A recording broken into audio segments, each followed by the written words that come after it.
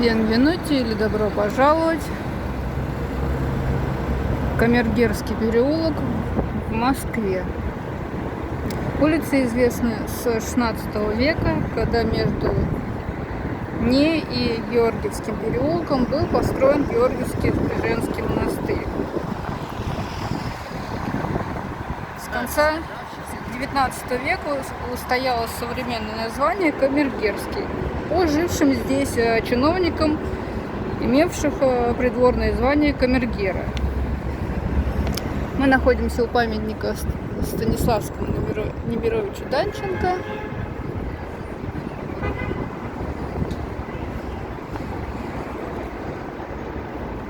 И пройдемся по переулку.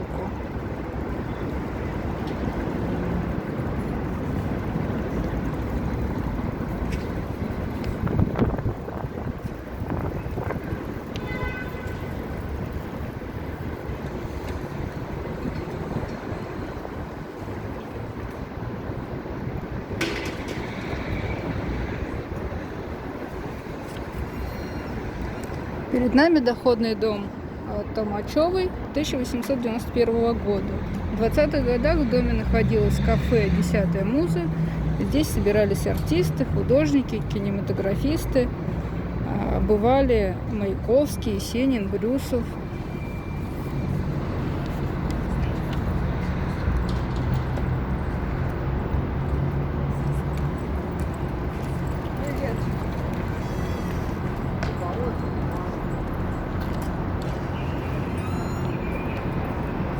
В настоящее время в здании размещена школа-студия МХАТа.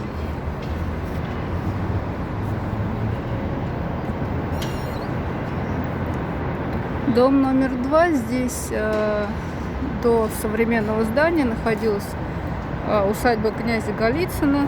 В 1929 году был построен жилой дом, который получил название «Дом писателей».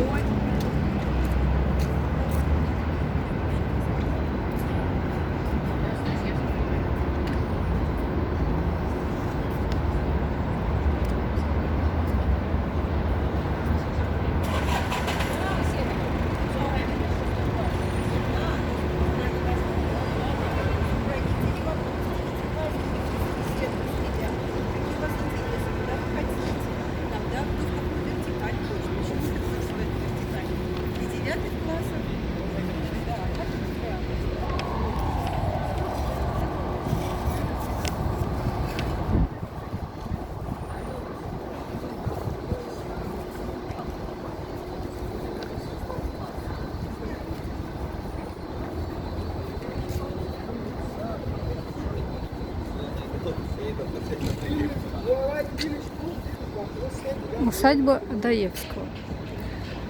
В 1776 году князь Адаевский построил двухэтажный деревянный дом, но после пожара 1812 года дом сгорел, и князь отстроил новый трехэтажный каменный особняк.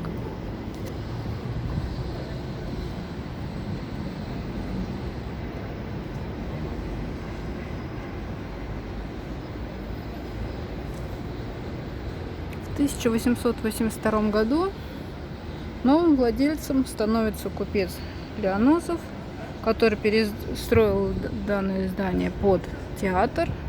И в 1902 году Савва Морозов арендовал здание на 12 лет под театр Станиславского Немировича Данченко. В настоящее время это основная сцена МХАТа имени Чехова.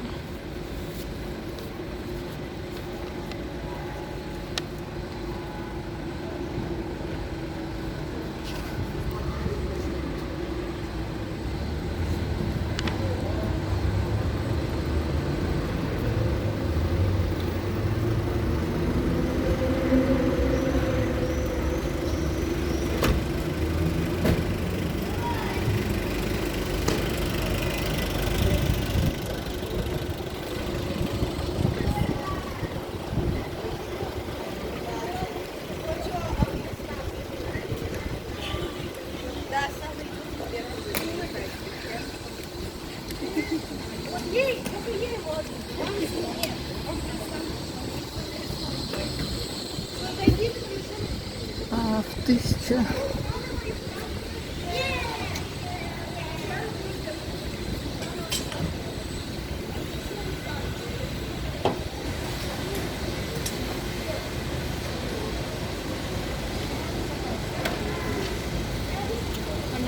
В 1915 году на месте правого флигеля усадьбы Адаевского Лианозов строит новое здание четырехэтажное.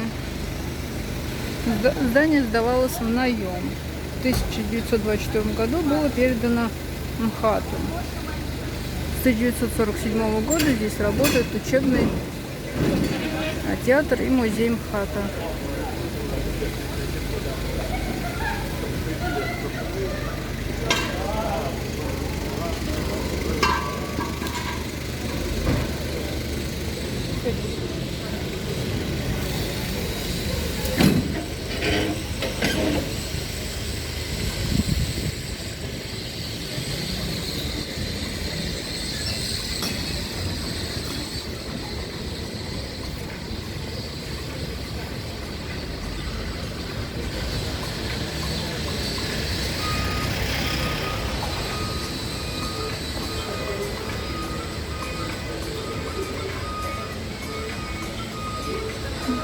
В этом доме проживал Сергей Прокофьев.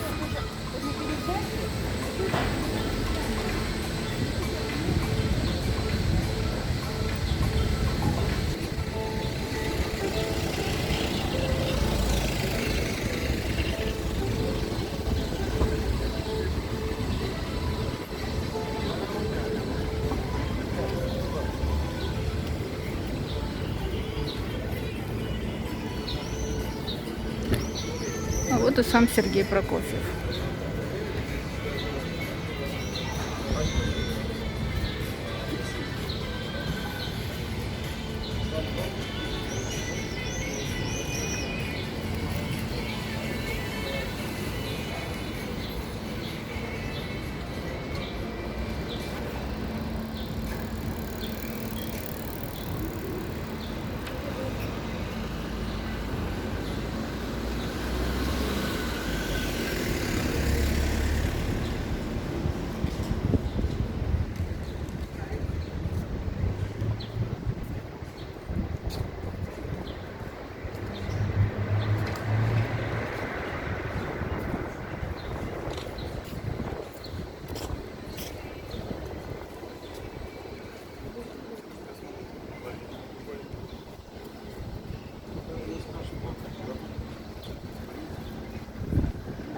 Доходные дома Обухова и князя Оболенского.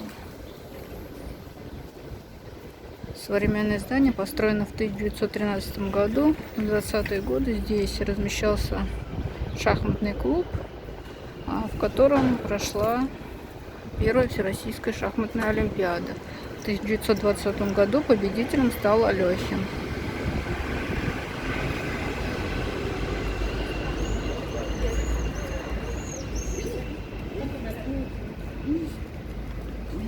Можно. В 1924 году на первом этаже открыт оптово-розничный склад Московского отделения Госиздата СССР. Впоследствии это книжный магазин.